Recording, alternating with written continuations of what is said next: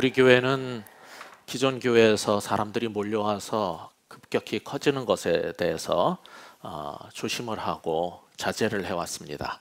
지난 3년간 우리 교회를 통해서 처음 예수님을 만난 사람들도 이 가운데 많이 계시지만은 아무래도 우리 교회가 말씀이 좋다 하는 그런 소문을 듣고 몰려오신 분들이 적지 않은 것 같습니다. 그럴 때마다 조심스러운 것이 있습니다. 그렇게 몰려온 사람들이 이제 함께 예배를 드리다 보면은 우리 교회가 항상 말하는 것처럼 우리가 교회인데 왜 여기는 건물이 이러냐, 또 예배 스타일은 왜 이러냐, 찬송은 또 왜 이러냐, 이런 것들이 이제 만족하지 않아서 또 못마땅해서 말씀하시는 분들도 생길 수 있지만, 그냥 교회가 좋아서 다니더라도 그냥 예배가 좋으니까 예배 드리고 집에 가는 거예요. 우리가 함께 모여서 교회를 이루는 건데, 우리가 교회인데 그 생각은 전혀 안 하고 그냥 말씀 듣고 오늘 많은 거 깨달았다, 새로운 걸 배웠구나, 그리고 집에 가려는 그런 사람들이 차츰차츰 생길 수 있는 거죠. 우리나라의 대형 교회들의 문제가 바로 그거거든요. 우리는 또 그런 전철을 밟지 않았으면 좋겠습니다. 어떻게 하면 우리가 하나님 앞에서 바른 신앙생활을 할 뿐만 아니라 우리가 다니는 이 교회가 베이직 교회다가 아니라 우리가 베이직 교회일 수 있는가, 그것이 우리가 2017년을 시작하면서 다시 한번 생각해 볼 부분입니다. 예수님은 3년간의 지상의 공생의 사역을 마쳐가면서 그동안 쭉 가르쳤던 것들을 이제 다 삶으로 보여줬고, 또 여러 가지 이적과 표사 같은 것들 표적으로도 다 보여줬고, 많은 것들을 알렸음에도 불구하고 제자들이 충분히 그것을 이해하지 못하고 있었어요. 그러나 얼마 안 있으면 이제 십자가를 져야 되는데 여태까지 가르쳤던 것들을 마무리할 필요를 느끼셨습니다. 무엇보다도 예수님께서는 세상 모두의 구원을 위해서 자신이 십자가로 그 구원의 길을 완성하셔야만 했어요. 그리고 나면은 이제 세상을 떠나는 것인데, 물론 부활하신 다음에 잠시 있겠지만 세상을 떠나실 것인데, 떠나기 전에 그분께서 그토록 가르쳤던 하나님 나라의 길이 무엇인지, 구원의 도리가 무엇인지, 이 모든 것들에 대해서 마무리를 하고 정리를 분명히 해주고 싶었던 것 같습니다. 그 상황에서 오늘의 말씀이 나온 거예요. 이 본문은 예수님의 고별 설교라고 우리가 부르는 요한복음 13장 31절부터 16절까지의 전반부입니다. 근데 우리가 요한복음을 좋아하는 이유가 사람마다 조금씩 다르지만 뭔가 있어 보여요. 굉장히 신비로워 보이고 영적인, 마태복음이나 마가복음하고 달리 요한복음은 굉장히 신비하고 영적인 것처럼 느껴지는 말씀이 많은데, 조금 전에 읽었던 이 본문은 그렇지가 않습니다. 어떤 사람은 조직신학적인 어떤 신앙의 체계, 교리 체계 같은 걸 좋아하는 사람들도 있을 거예요. 그런데 그런 사람들이 볼 때는 오늘 읽었던 말씀은 실제적인 얘기 몇 가지로 구성되어 있지 오묘하지도 심오하지도 않아 보이고 굉장히 좀 다르다라는 느낌을 갖게 됩니다. 문제는 예수님께서 너무나 중요한 것이기 때문에 아주 구체적이고 실제적으로 가르치시려고 하는데, 그렇게 너무나 실제적인 것들을 주면 사람들은 그 행동이나 그 실제적인 단어와 말 자체만 매달리지 그 속에 담겨있는 본질적인 뜻을 잘 간파하지 못하는 게 문제입니다. 오늘 본문도 이제 그런 거예요. 우리 지금 34절, 35절을 읽었습니다만 13장 전반부를 보시면은 여러분이 잘 아시는 아주 상징적인 중요한 사건이 나옵니다. 그게 뭡니까? 예수님께서 제자들의 발을 씻어 주시는, 우리가 소위 세족식이라고 말하는 성찬식, 세례식처럼 우리는 모든 것을 예식으로 만들고 싶어요. 근데 이것은 예수님께서 제자들의 발을 씻어 주신 일이죠. 그런데 그 목적이 뭐였습니까? 왜 발을 씻어줬어요? 제자들의 발을. 내가 조금 후에 십자가를 지고 여러분의 죄를 위해서, 세상 사람들의 죄를 위해서 대속적 죽음을 죽을 것인데, 그렇게 함으로써 여러분의 죄가 다 씻겨질 것이다. 그것을 위해서 여러분을 섬기기 위해서 내가 왔고, 그 십자가의 죽음이 바로 여러분을 향한 내 섬김이다. 이것을 보여주기 위해서 제자들의 발을 씻어준 거예요. 이 제자들의 발을 씻어준 것은 굉장히 이 신학적으로는 예수님의 십자가의 대속적 죽음의 상징적 행위예요. 이것은 단지 겸손함의 표현이라든지 세속식이라는 어떤 의식을 반복하자고 해서 한 행동이 아니라, 이렇게 하지 않으면은 너희들은 나하고 관계가 없다. 그 말 속에서 뭘 보여주고 싶은 거냐면, 발을 씻듯이 너희의 죄가 나의 십자가의 죽음으로 다 씻겨질 것이다라는 걸 가르치고 싶었던 거예요. 그게 의도였는데, 이거 13장을 읽어보면 무슨 일이 벌어집니까? 여기 여러분이 보시면은 그 8절 9절 보면은 베드로는 그럼 내 발뿐만 아니라 손도 머리도 씻어주세요, 이러고 나와요. 무슨 얘기입니까? 못 알아듣는 거예요. 예수님이 발을 씻어줄 때 본질적인 의도가 있었는데 그걸 파악이 안 되는 거예요. 예수님과 함께 신앙생활하고 제자훈련을 받아도, 어떤 훌륭한 목사님이 인도하시는 교회에 다녀도 다 한꺼번에 깨달아지지는 않는 것 같아요. 시몬 베드로는 못 알아들었어요. 그럼 내 발뿐만 아니라 처음에 왜 내 발을 씻깁니까? 이러면 안 되죠. 이건 하인이나 하는 일인데 뭐 이러고 나왔다가 이거 안 하면 나랑 아무 상관이 없어지는 거야. 그러니까 손도 머리까지 다 감겨달랄 판이에요. 이거는 전혀 못 알아듣습니다. 근데 이런 반응을 보면서 우리가 웃을 수 없는 게, 14절에서 내가 너희의 발을 씻어주었듯이 너희도 서로 발을 씻어주라고 하신 이 말씀의 본뜻을 우리도 여전히 이해하지 못하고, 이것은 겸손의 삶의 상징 또는 세족식이라는 하나의 의식으로 이렇게 조그맣게 축소시켜서 환원시켜버리는 거예요. 그렇게 행하면은 우리는 이걸 다 알아들은 것 같아요. 예수님께서 의도하셨던 것을 마치 다 알아들은 것 같아요. 그런 의식을 하나 행하면. 그러니까 우리도 뭐 시몬 베드로하고 2000년이 지났지만은 사실 한국 교회도 크게 다르지 않습니다. 예수님께서 왜 일을 하셨는지 본질적인 거는 안 들어오고 그 단어와 행동 자체만 관심이 가는 거예요. 우리는 이렇게 우리의 죄를 씻어 주실 예수님의 십자가의 죽음을 상징하는 이런 행동과, 그 다음에 빵을 쪼개서 뜯어서 나눠주고 포도주를 부어서 나눠주면서 같이 먹는 이러한 마지막 만찬이라는 그래픽한 섬김을 통해서 계속 예수님께서 하시고자 하는 것은, 십자가에서 내가 너희를 위해서 이렇게 몸이 찢기고 죽을 거야, 이것을 상징적으로 계속 그림으로 보여주는 거예요. 계속 가르치는 거예요. 그 다음에 나온 게 지금 34절입니다. 34절 다시 읽어보겠습니까? 다른 뉘앙스로 이게 좀 보였으면 좋겠어요. 같이 읽겠습니다. 새 계명을 너에게 주노니 서로 사랑하라. 내가 너희를 사랑한 것 같이 너희도 서로 사랑하라. 여기서 예수님은 우리들에게 새 계명을 주신다라고 그랬어요. 그 말은 옛 계명이 있다는 말입니다.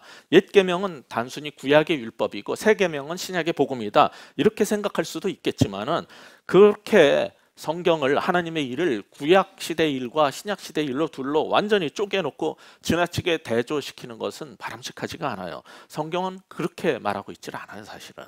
근데 우리가 그렇게 많이 들어왔을 거예요. 사실 이 말씀을 하면서 내가 너희한테 새 계명을 준다라고 하셨지만은 그거 그렇게 새 것도 아니에요. 쓰던 거 주셨어요, 사실. 왜 그렇습니까? 서로 사랑하라? 이거는요, 마음을 다하고 뜻을 다해 주 너의 하나님을 사랑하라. 신명기 6장 5절에서 옛날에 주셨던 말씀이에요. 새로 나온 게 아니에요. 이거 옛날 거 다시 꺼내 오신 거예요.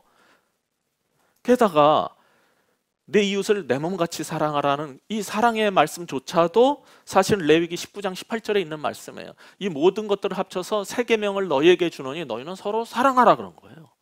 뭐가 새 거냐고요. 그러니까 이 요한복음 같이, 이 요한이 쓴 편지, 첫 번째 편지가 요한 1서라는 게 있죠. 요한 1서 2장 7절에 보면 이런 말씀이 나와요. 사랑하는 자들아, 내가 새 계명을 너희에게 쓰는 것이 아니라 너희가 처음부터 가진 옛 계명이니 이 옛 계명은 너희가 들은 바 말씀이거니와, 요한일서 2장 8절을 보면 계속 이어서 이렇게 말합니다. 다시 내가 너희에게 새 계명을 쓰노니 그에게와 너희에게도 참된 것이라. 이는 어둠이 지나가고 참빛이 벌써 비침이니라. 같은 요한이 지금 무슨 얘기를 하냐면은, 예수님께서 새 계명을 주신다 그랬는데 그걸 가지고 살았던 공동체에게 쓰는 편지예요. 거기서 뭐라 그러냐면, 내가 새 계명을 쓰는 게 아니라 그 전부터 너희가 갖고 있었던 옛 계명이다. 근데 이 옛 계명은 니네들이 옛날부터 들었던 얘기 아니냐.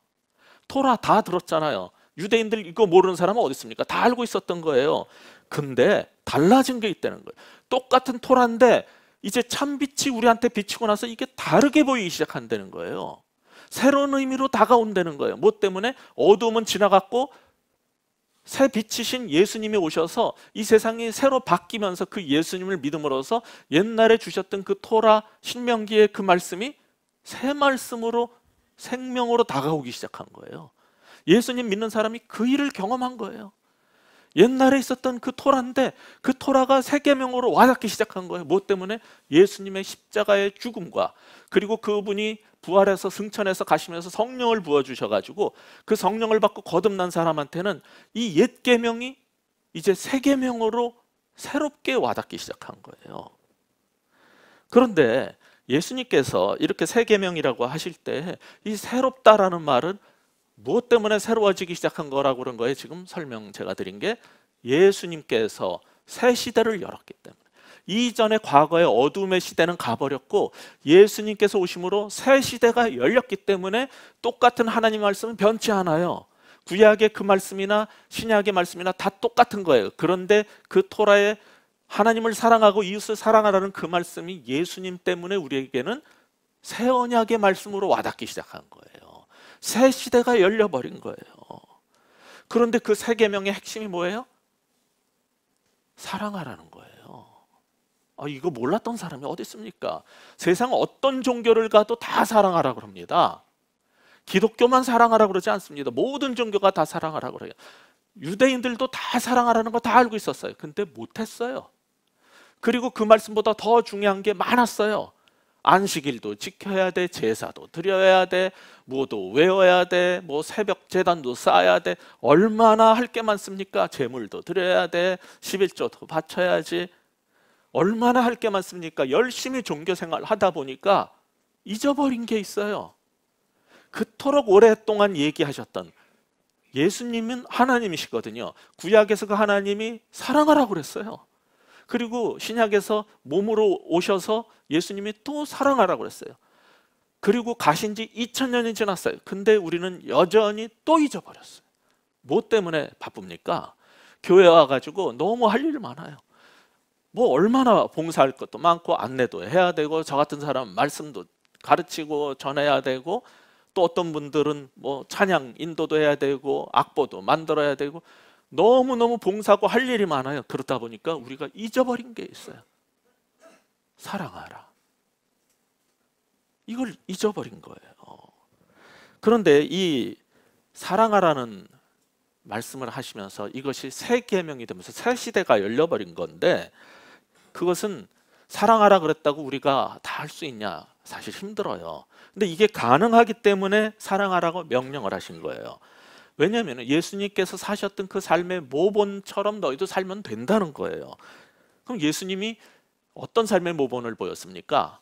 자기 자신을, 신인 자기 자신을 위해서 살지 않고 세상 사람들을 위해서 자기 목숨을 희생적으로 십자가에서 죽는, 희생을 치르는 모본을 보인 거예요. 그러니까 서로 사랑하라는 말이 뭐겠습니까? 난 네가 좋아가 아니에요. 인간은 사람들을 사랑할 때 세상에 여러 종류의 사람이 있는데 얘는 마음에 들고 얘는 마음에 안 들어요. 그러면 내가 사랑한다는 건 뭐예요? 내 마음에 드는 거, 내가 좋아하는 거. 아니 성경이 말하는 아가페적인 love, 그 사랑하고 like, 내가 뭘 좋아한다는 거하고 구분을 못해요. 지금은 사랑해요 다 쉽게 말해요. 사랑해요. 제가 가르치는 백석대학교의 그 인사 구호가 사랑합니다예요. 난 이게 처음에 너무 싫었어요. 왜? 나 저 사람 알지도 못하는데 뭘 맨날 사랑한다 그래. 난 그 사람은 밥 먹은 적도 없고 얘기한 적도 없어요. 근데 맨날 보면 사랑한다고 그래. 솔직히 난 거짓말하기 싫었거든요. 난 그 말이 싫었어요. 그 말 하기 전에 난 그 사람과 알고 싶고 밥 먹고 얘기하고 싶지, 알지도 못하는 사람 사랑해요 이러고 집에 가고 싶지 않아요. 그건 위선이라고 생각을 했어요. 지나치죠 어떻게 보면은. 그럴 만큼 나는 진짜 사랑이 뭔지에 대해서 목말랐고 그 사랑을 하고 싶고 그런 사랑을 받고 싶은 거예요. 모든 우리 인간은 그걸 원하는 거예요. 진실한 사랑을 받고 싶어요. 그리고 정말로 사랑해보고 싶어요. 그게 안 되니까 하나님께 사랑을 받고 싶고 사랑하고 싶은데 안 되니까 이 여자 저 여자 사랑하고 싶고 이 남자 저 남자한테 사랑받고 싶은 거 아니에요? 그게 너무 목마르고 힘드니까. 그게 안 되니까, 그게 안 채워지니까. 근데 어떤 여자, 어떤 남자가 좋습니까? 직장에서도 어떤 사람을 뽑습니까? 내 마음에 드는 사람 아닙니까? 정말 그 자리에 딱 맞는 사람 안 뽑아요. 내 마음에 들어야 뽑아요. 그리고선 그 사람을 난 사랑한다라고 생각할 거예요. 이게 예수님께서 너희는 서로 사랑하라 했는데 도대체 사랑이 뭔지를 알아야지 하죠. 예수님이 그런데 어떻게 사랑하라냐면 내가 너희를 사랑한 것처럼 사랑하라고 그랬어요. 근데 예수님 우리를 어떻게 사랑했는지도 몰라. 예수님께서 먹을 거 없을 때, 배고플 때 오병이어의 기적을 일으켜서 맛있는 거를 많이 먹게 해주니까 예수님 사랑해요? 아파 죽겠는데 병 낫게 해주니까 예수님 사랑해요? 그러면은 병 못 낫게 해주는 목사님하고 먹을 거 안 주는 목사님은 미워해요. 내 마음에 드는 설교하고 나를 배불리 해주는 목사님만 사랑해요. 그게 우리 수준 아닙니까? 솔직히 교회 다니면서 신앙생활하는 게 그 수준을 얼마나 벗어나고 있습니까? 정말 진실한 말씀을 찾아서 방황하다 여기까지 오신 분들도 있겠지만은 그냥 그 스타일이 마음에 안 들어서 싫은 사람도 있어서 여기 오신 분도 있을 거예요. 정말 진리의 말씀을 찾아오신 분도 있지만은 그냥 그 교회 예배 스타일이 싫고 목사님 설교 스타일이 싫어서 오신 분도 솔직히 있을 거예요. 그게 우리 수준 아닙니까? 내가 너희를 사랑한 것처럼 사랑하라고 그랬는데 어떻게 사랑하는지를 알아야지 사랑을 하죠. 예수님처럼 십자가에서 이타적인 희생적인 십자가의 그 죽음까지 그게 예수님이 보여주신 사랑이고 그걸 하라는 게 사랑하라는 거예요. 근데 그게 어려워요. 분명한 것은 내가 너희를 사랑한 것 같이라는 전제가 붙어 있다는 거예요. 이거를 이해하지 못하면은 우리는 그런 사랑을 할 수 없어요. 근데 이 34절이 사실은 두 개의 목적절로 구성되어 있어요. 내가 새 계명을 너희에게 준다. 근데 왜 줘? 서로 사랑하게 하려고. 사실 그 사이에 히나라는 헬라어, 영어로 소던 메이 같은 목적, 이렇게 하게 하려 함이라라는 게 들어 있어요. 내가 너희에게 새 계명을 준다. 왜? 서로 사랑하게 하려고. 내가 너희를 사랑한다. 왜? 너희도 서로 사랑하게 하려고. 이렇게 구성되어 있는 거예요. 34절이. 두 개의 목적이 분명히 나타나 있단 말이에요. 그러니까 새 계명을 주신 것은 구원론이나 새로운 교리를 가르치려고 그런 게 아니에요. 우리는 신앙생활 잘하고 성숙해가는 거를 구원론을 깨닫고 교리를 깨닫고 하나님 말씀을 잘 뭔가 구원의 도를 깨닫는 게 성숙이고 구원이라고 생각할지 모르겠는데 아니에요. 새 계명은 뭐냐면 그냥 삶이에요. 어떻게 사느냐는 실제적인 얘기지 이건 구원의 교리가 아니에요. 그렇다면 오늘 본문을 통해서 2017년 새해를 맞는 우리는 무엇을 배워야 되겠습니까? 굉장히 중요한 게 있어요. 기독교 신앙의 본질은 사랑이라는 걸 발견하는 새해가 됐으면 좋겠어요. 그게 축복이에요. 우리가 새해 되면 축복 성회를 많이 하게 되는데 여러분이 성경을 계속 읽고 또 읽고 설교를 그렇게 듣고 교회를 오래 다니는데 이거를 찾지 못한다면 여러분은 불쌍해지는 거예요. 기독교 신앙은 그 본질이 사랑이라는 것을 깨닫는 그 축복이 있는 새해가 되길 바랍니다. 특히 이 요한복음이나 요한일서는 계속 뭘 가르치는 책이냐면은 어떤 깨달음, 교리, 신비적인 새로운 인식을 추구하는 영지주의자들이 이단적이고 잘못됐다라고 정죄를 하면서 기독교는 행동으로 증명되는 사랑의 삶이다라는 걸 강조하는 책이에요. 근데도 요한복음, 요한일서, 2서, 3서 다 읽고서도 이거를 모른다. 성경 통독을 몇 번 했는데도 이게 빨리 와닿지 않는다. 그러면은 여러분은 계속 그 자리에 머물 수 있어요.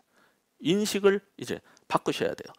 그래서 13장 15절에도 보면은 이미 제자들의 발을 씻어 주신 다음에도 뭐라 그랬냐면 내가 너에게 행한 것 같이 너희도 행하게 하려 하여 본을 보였다.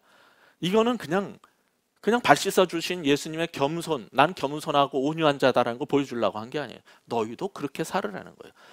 서로의 발을 씻겨준다는 건 뭐예요?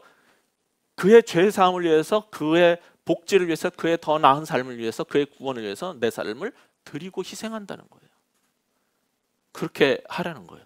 너무 어려운 얘기죠. 15장에 가서도 이 말씀을 또 반복하실 거예요. 15장 17절에 가면은 내가 이것을 너희에게 명함은 너희로 서로 사랑하게 하려 합니다. 세 계명을 준 이유를 반복한 거죠. 15장에서는 내가 이것을 명한 이유는 너희로 서로 사랑하게 하려 함이라. 15장 17절. 그러니까 요한복음은 계속 이 얘기를 반복하는 거예요. 그러니까 여러분, 기독교를 어떤 구원의 교리를 깨닫는 수준으로 받아들이시면 안 돼요. 예수님이 강조하신 것은 어떻게 사느냐의 문제를 강조하신 거예요. 그런 삶이 없으면 뭔가를 깨달았어도 그거는 아니라는 거죠. 사실 기독교가, 우리가 믿는 이 기독교가 어떤 교리적인 깨달음, 특히 칭의라는, 의롭다 칭함을 받는다, 여러분 교회 좀 다니신 분들은 많이 들으셨을 거예요. 그런 신학적인 것들을 깨닫는 종교가 된 것은 종교개혁 이후입니다. 루터에 의해서 이런 칭의 교리가 굉장히 강화되기 시작했어요. 종교개혁 때. 그런데 루터는 어떤 사람이었냐면 로마 가톨릭의 사제로서 아무리 애를 써도 로마 가톨릭 교회가 가르치는 것처럼 정말 죄사함을 고해성사도 해보고, 고해성사할 때 다른 신부님이 그러면 무릎으로 계단을 기어 올라가라면 기어 올라가 보고, 주기도문을 100번 해라면 해보고, 별짓을 다 해봤는데 여전히 내 속에 죄가 있고 그 죄가 자꾸 올라온다는 거, 그러면 이런 내가 과연 사제인데 내가 천당 갈 수 있는가? 나는 구원받을 수 있는가? 때문에 너무 고민을 많이 한 사람이에요. 그러다가 그 사람이, 루터가 성경을 읽다가 깨달은 게 있어요. 아, 어떤 공덕을 쌓아서 내가 어떤 선한 행위를 통해서 구원받는 게 아니라 그냥 믿으면 하나님이 나를 의롭다고 칭하신다라는 것을 성경에서 본 거예요. 그래서 그것을 강조하다가 보니까 루터가 종교개혁을 일으키면서 세 가지 구호를처럼 우리가 생각하는 구호 같은 것들을 강조하게 됐어요. 그게 뭐냐면 오직 믿음, 솔라 피데, 그 다음에 오직 은혜, 솔라 그라치아, 그 다음에 오직 성경, 가톨릭교회 전통이 아니라 오직 솔라 스크립트라, 오직 성경, 이 세 가지로 구원받는다는 것을 강조했어요.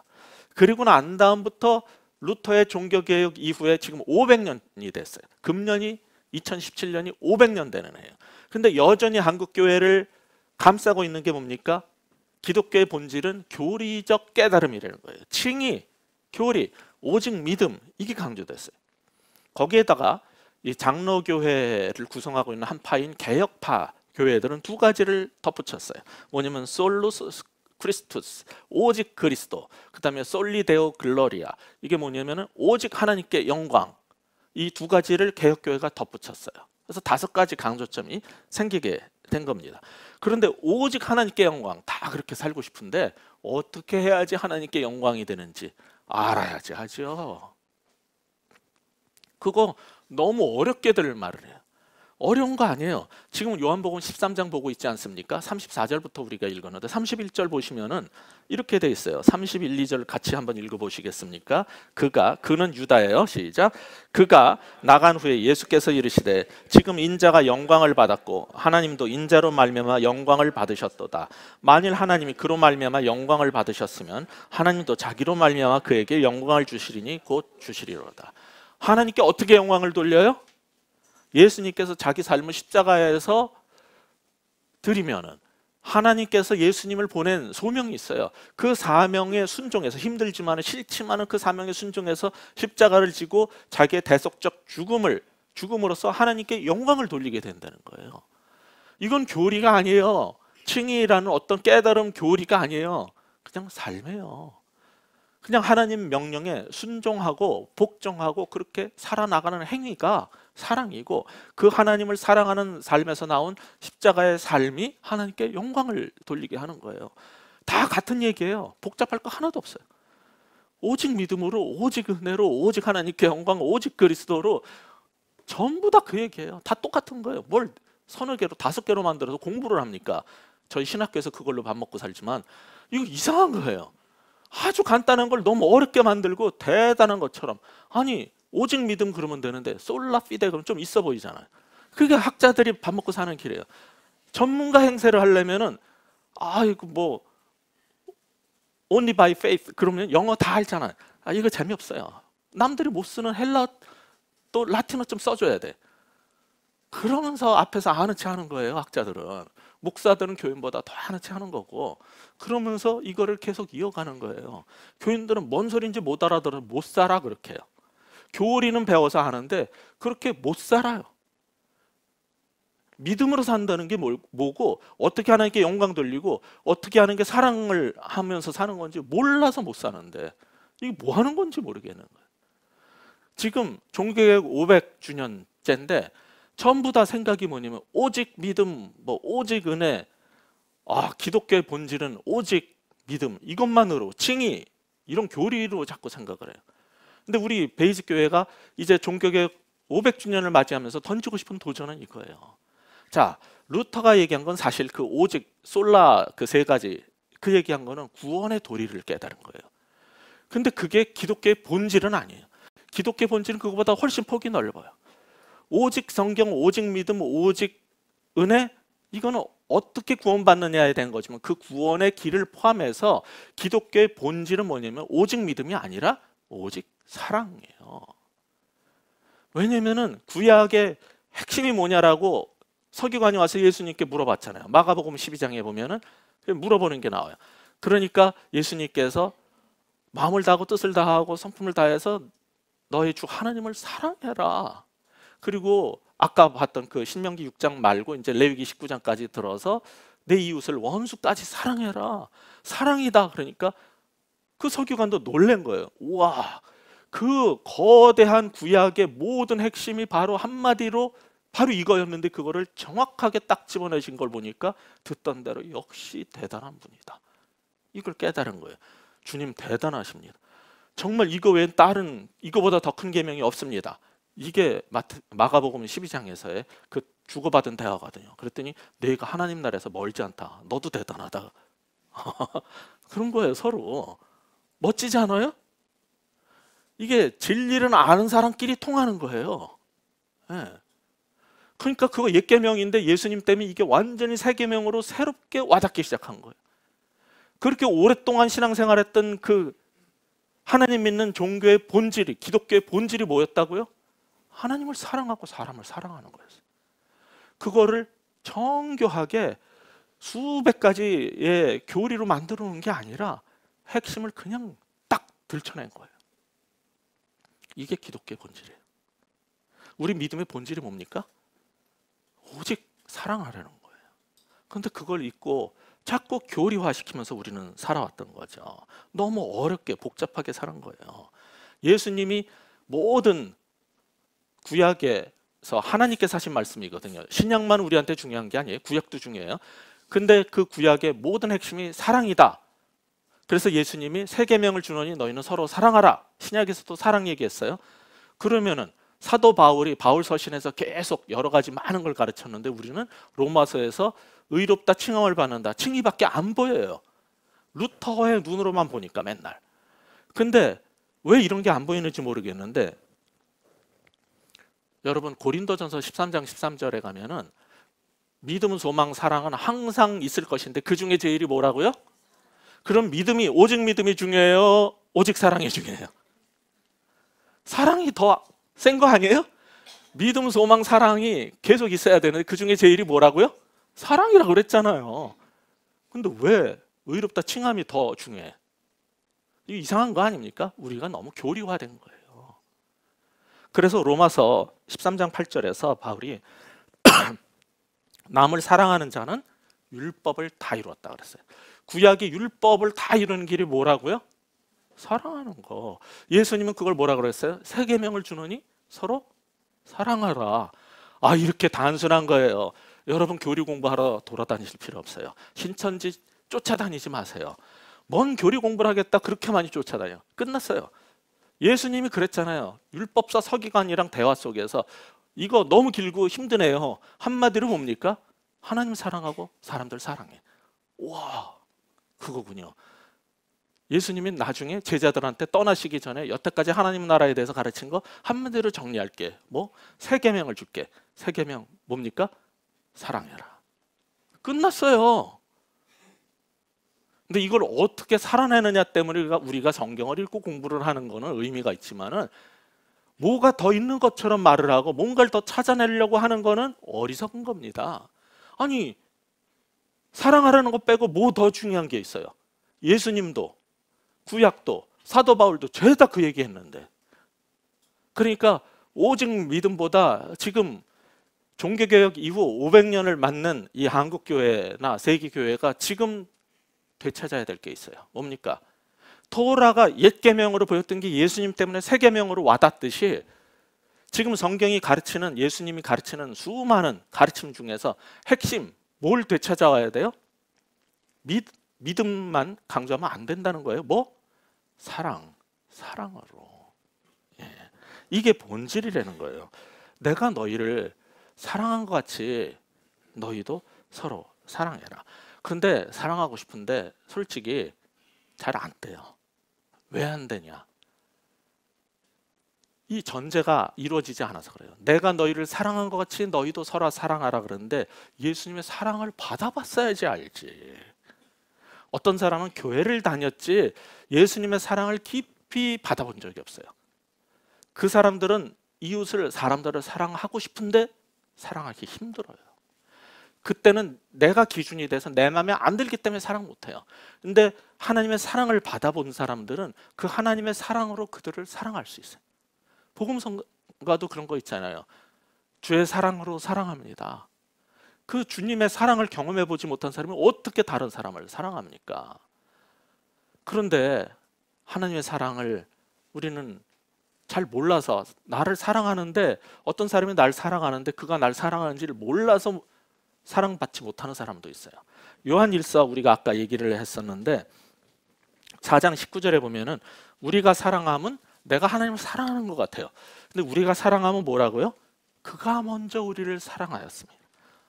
하나님께서 내가 먼저 손 내밀기 전에 그분이 나 외롭고 힘들고 고통스러울 때 찾아오셔서 먼저 손 내밀어 주셨고, 내가 혼자 아무도 나를 찾지 않고 나를 위로해 주지 않을 때 그분이 먼저 나를 찾아오셔서 사랑한다라고 말해 주신, 내가 하나님을 사랑한 것 같이 생각하고 교회를 다니는 것 같은데 그게 아니라 하나님이 날 먼저 사랑했다는 걸 깨달은 사람, 그 사랑을 발견한 사람들은 그 사랑의 깊이가 어떤 건지를 한 폭 더 들어가는 거죠. 이런 식으로 하나님이 나를 어떻게 사랑했는가를 알아야 돼요. 예수님은 우리 가운데 오셔서 그걸 보여주셨어요. 행하셨어요. 굶주린 자, 배고픈 자, 아픈 자들에게 그 사랑을 보여주셨고, 그리고 제자들이 그렇게 보여줬어요. 그러니까 초기 교회 문서를 보면은 저 기독교라는 거 굉장히 이상하다. 흑사병이 돌아서 다 자기 자식들도 내다 버리는데 저 예수쟁이라는 사람들은, 아니 형제 자매도 남들은 다 갖다 버리는데 알지도 못한 사람 데려다가 앉혀놓고서는 씻어주고 먹이고 사랑한다라고 껴안고 그런다. 전 진짜 세상이 보여주는 사랑이랑 너무 다르다. 이걸 통해서 사람들이 감동을 받고 변화된 거예요. 지금 35절이 뭡니까? 너희가 서로 사랑하면 이로써 너희가 내 제자인 줄 알리라. 세상 사람들은요, 영이신 하나님 볼 수 없어요. 신비로운 영적 지식 가르쳐봐야 못 알아듣습니다. 하나님을 그들이 보고 깨달을 수 있는 길이 뭐라고요? 우리가 서로 사랑하면 우리의 사랑을 통해서 하나님을 본다는 거예요. 그게 35절 말씀이잖아요. 근데 한국교회가 그렇게 전도하려고 그러는데 왜 안 됩니까? 지금 이번에 통계에서 처음으로 기독교가 또 1위, 한국 종교의 1위가 됐어요. 좋아하실 거 하나도 없어요. 그 신천지 막 이런 거, 이단들 하나님의 교회 때문에 그런 거예요. 우리 정통교회는 다 들어갔고 내려갔는데 이단들이 열심히 전도해서 그래요. 그 늘어서 그런 거고.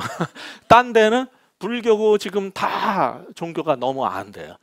근데 이게 그래가지고 1위가 탈환이 된 거거든요. 좋아할 거 하나도 없어요. 기독교 망해가고 있어요. 다 같이, 다른 종교랑 같이. 이단만 잘 돼가고 있어요. 근데 전도를 왜 못해요? 자꾸 교리를 가르치려고 그러니까. 예수님 뭐라 그랬냐면은 너희가 서로 사랑하면은 그들이 너희가 내 제자라는 거 알게 된다. 그게 전도의 길인데 자꾸 교리화시키는 거예요. 칭의 따지고, 교리 가르치고. 그러니까 여러분이 지금 2017년을 시작하면서 아까 말씀드린 것처럼 기독교의 본질은 사랑이라는 것을 깨닫는 축복을 받기 바라요. 두 번째는 뭐냐면은 하나님의 사랑을 깊이 경험하는 한 해가 되기를 축복합니다.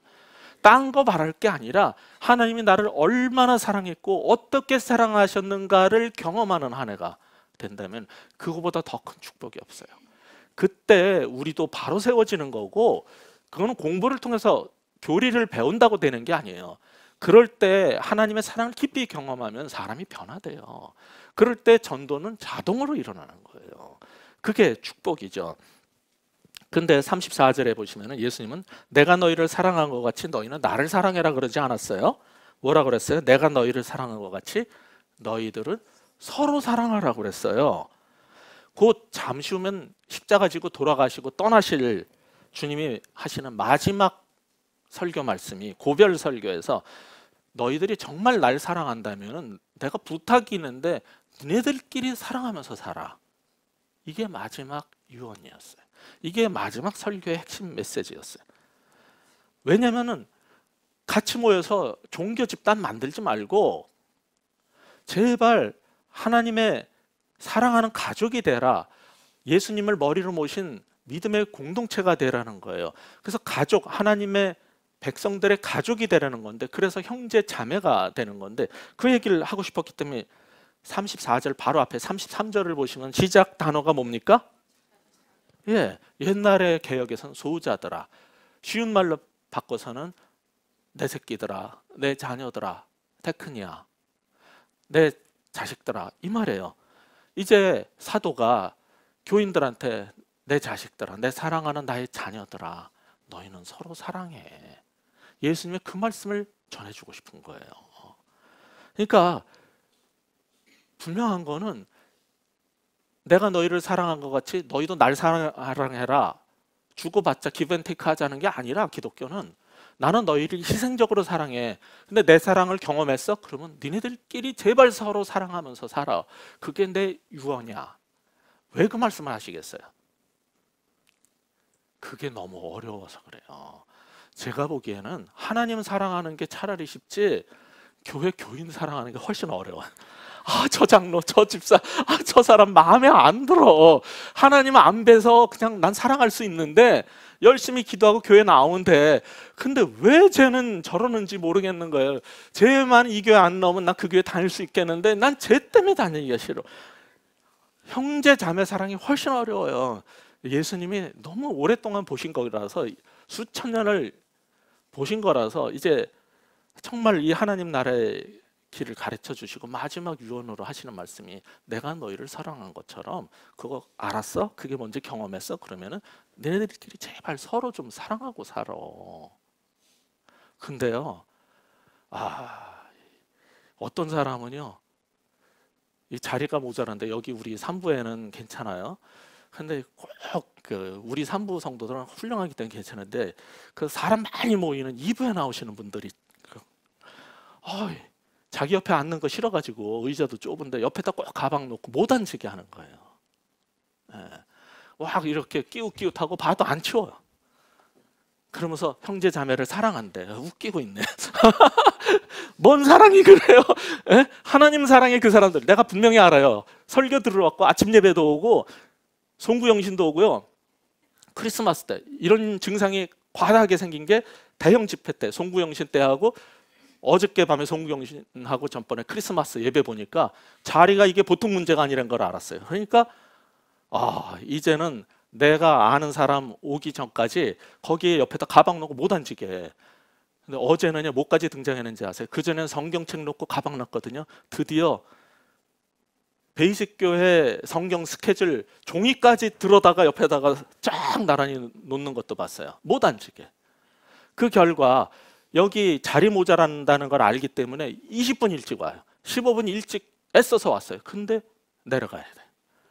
누군가는 내가 사랑하는 사람을 위해서, 내 가족과 내 친구를 위해서 자리를 확보했죠. 누군가는 일찍 와서 여기에 들어오려고, 제발 얼굴 좀 보고 예배 드리려고 일찍 왔는데 내려가는 거예요. 그래놓고 나는 형제 자매를 사랑한대요. 그게 뭐가 사랑하는 거냐. 제가 옛날에 고등학교 때 정독도서관이라는 데를 다니고 대학교 때 거길 갔는데, 거기 자리 잡기 힘들어가지고 새벽에 갔어요. 새벽 가면 가보면 도서관에 다 뭐 책 한 권씩 놔줘서 자리가 없어요. 난 새벽부터 1시간을 갔는데, 이건 불공정한 거예요. 공평하지 않은 거예요. 지금 무슨 일이 벌어지냐면, 일찍 온 사람이 예배를 못 드리고 일찍 온 사람이 밑에 내려가지고 로비에서 서 있어야 돼요, 어떨 때는. 그런데 여기 자리는 비어 있어요. 자리를 잡아줬는데 안 와. 그러면 그 자리는 예배가 끝날 때까지 비는 거예요. 어제는 양심적인 한 분이 늦게까지 안 오니까 손 들어가지고 표해서 와서 앉았어요. 어떤 사람은 그냥 가방 놓고 안 치워요. 누군가는 돌아가야 돼. 그게 형제 자매를 사랑하는 거라고요. 주의 사랑으로 사랑합니다. 성경은요, 내가 너희를 사랑한 같이 너희는 서로 사랑하라 할 때 그것은 삶을 얘기한 것이 절대로 교리가 아닙니다. 하나님을 믿는다는 것은 의롭다 칭함을 받는 교리를 몇 개를 배우고 어떤 구원론을 배우고 종말론을 배워서 여러분이 성숙한 게 아니에요. 형제 자매를 사랑하라는 그 말씀대로 살지 못하면은 우리는 불순종한 거예요. 요한일서를 보면 그것은 어둠의 자식들이고 그들에겐 구원이 없다라고까지 딱 까놓고 말합니다. 한국 교회는요, 성경대로, 여러분 집에 가서 요한일서 다시 읽어보세요. 성경대로 말하자면 한국 교회는요, 종교화는 시켜놨는데 열심 당원 하나님 사랑한답시고 하는 사람들은 만들어놨는데 형제 사랑을 못해서 요한일서의 말씀에 의하면 그들은 구원받지 못한 사람일 수 있다는 거예요. 정말 하나님을 사랑한다면 그렇게 살 수 없다는 거예요. 내가 너희를 사랑한 것 같이 너희도 서로 사랑하라고 그랬는데 어떻게 하는 게 서로 사랑인지 모르니까, 그런 사람들한테 어떻게 너희가 서로 사랑하면은 이로써 너희가 내 제자인 줄 알리라는 그 말씀이 이루어지겠습니까? 말도 안 되는 말씀이지. 우리가 기독교 종교화돼 가지고 종교 활동을 하는 걸 보고 사람들이 예수 믿기 싫대잖아요. 교회 나오기 싫대잖아요. 한국 기독교인들 보고. 그러면 이 요한복음 13장 34절 35절하고 정면적으로 위배되는 삶을 사는 거예요. 왜 우리 보고 교회 나오기 싫다고 그럽니까? 이거는 나는 주야도 하고 방언을 하고 11조도 하고 헌금도 하고 새벽기도 한 번도 안 빠졌다? 웃기는 소리 하지 말라는 거예요. 그게 하나님 말씀이에요. 서로 형제 자매를 사랑하지 못하는데 무슨 하나님을 사랑하고 네가 하나님을 안다고 말하느냐가 바로 구체적인 그 문제에 봉착한 요한일서 공동체의 얘기예요. 그거를 읽어보시라는 거죠. 사실 이제 조금 있다가 이제 예배가 끝나면은 우리 설교 후에 찬양 부르잖아요. 제가 부르고 싶은 찬양이 있었어요. 아니, 찬양이 아니, 해바라기의 사랑으로였어요.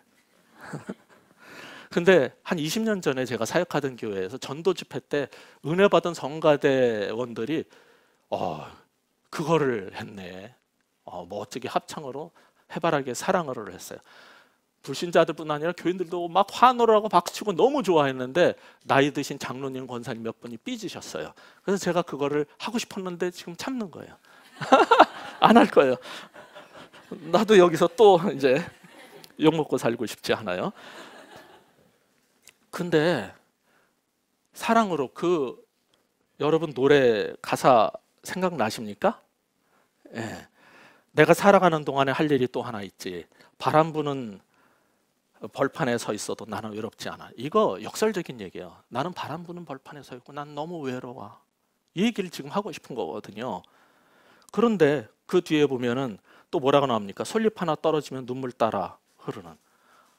솔잎만 떨어져도, 커다란 잎사귀가 솔잎만 떨어져도 난 그것만 봐도 너무 슬프대, 눈물 난데, 너무 힘든 사람들에게 손을 내밀어 사랑을 전하자는, 와, 웬만한 복음성가 찬송가 못지않은 노래거든요. 근데 찬송가 책이 안 나오니까 이런 거 부르면 욕먹어요. 그래서 못하는 게 너무 지금 안타깝다, 이 얘기를 길게 하는 건데. 네. 어떤 사람들은요, 예수님 안 믿어도 그렇게 말해요. 저 벌판에 홀로 외로이 서 있는 사람들을 찾아가서 내 손 내밀겠다. 영원히 변치 않는 사랑으로 나는 손 내밀고 그들을 감싸 안고 싶다는 거예요. 그게 사랑 아니냐는 거예요. 근데 교회 다니는 사람이 3부 예배는 아니라 그랬어요. 2부 예배는 이게 좁으니까 의자를 뒤로 빼잡고, 그러면 나는 뒤에 앉아서 무릎을 콱콱 치는데 참아야지. 목사가 돼가지고 앞으로 빼세요 이럴 수도 없고. 여러분이 자기의 편리를 위해서 형제 자매를 불편하게 만드는 거예요. 그리고 나는 하나님을 사랑한다는 거예요. 형제 자매를 사랑하고 나는 베이직 교회래, 나는 그리스도의 공동체래. 그걸 여기에 의하면 웃기는 거죠. 그건 형제 자매를 사랑하는 게 아니에요. 여기 못 앉게 하고 나만 편안하게 예배드리겠다 하는 거, 이런 모든 것들, 사실은 그런 거 아니더라도 사랑하고 싶은데 못하는 건 너무 우리가 이기적이어서 그래요. 이 모든 게 우리의 죄성 때문이에요. 그냥 우리는 나를 알아주고 나만 편하고 나만 잘 됐으면 좋겠는 거예요. 그런 사람들을 놓고 예수님께서 말씀하시는 거예요. 내가 너희를 사랑한 것처럼 너희는 서로 사랑해라. 그게 21세기 2017년을 맞는 한국교회 주시는 하나님의 새로운 음성으로 종교개혁 500주년을 맞는 우리 베이직교회도 받아들여야 될, 새롭게 받아야 될 말씀인 거예요. 서로 사랑하라는 거죠. 옆에 있는 사람 좀 사랑하라는 거예요. 홍익인간, 이거 웃기는 소리 하지 말고, 세상 사랑한다 이따위 소리 하지 말고 옆에 있는 사람 좀 서로 사랑하고 살자는 거예요. 저 사람 밥 못 먹고 온 것 같으면 밥도 한번 사주고, 나가면서 얘기하자고 커피도 한번 뽑아주고, 교회 공짜 커피만 주지 말고 나가서 좀 좋은 데 가가지고 빵도 한번 사주고, 그러면서 뭐 때문에 힘드냐, 왜 이렇게 울상이냐, 왜 지난주에 교회 안 보이냐, 이게 서로 사랑하라는 말씀에 순종하는 거지, 먼 놈의 온 세상 주여 주시옵소서 뭐 이런 소리 할 게 아니라, 내가 너희를 사랑한 같이 너희도 서로 사랑하라. 그 말씀 앞에 순종하는 한 해 되시기를 주의 이름으로 축원합니다. 기도하겠습니다. 아버지 하나님, 수많은 기독교의 교리가 있고 구원의 도가 있고 또 많은 가르침이 있지만은, 주님 무엇보다도 하나님 사랑하게 해주시고 하나님 말씀처럼 서로 사랑하면서 살게 하여 주시옵소서. 먼 데 사람 말고 내 옆에 있는 사람이라도 사랑할 줄 아는 우리들 되게 하여 주시옵소서. 이것이 우리의 2017년을 맞는 새해의 결단이 되게 해주시고, 이것이 우리의 정말 하나님 앞에서의 고백이 되게 하여 주시옵소서. 예수 그리스도 이름으로 간절히 기도합니다.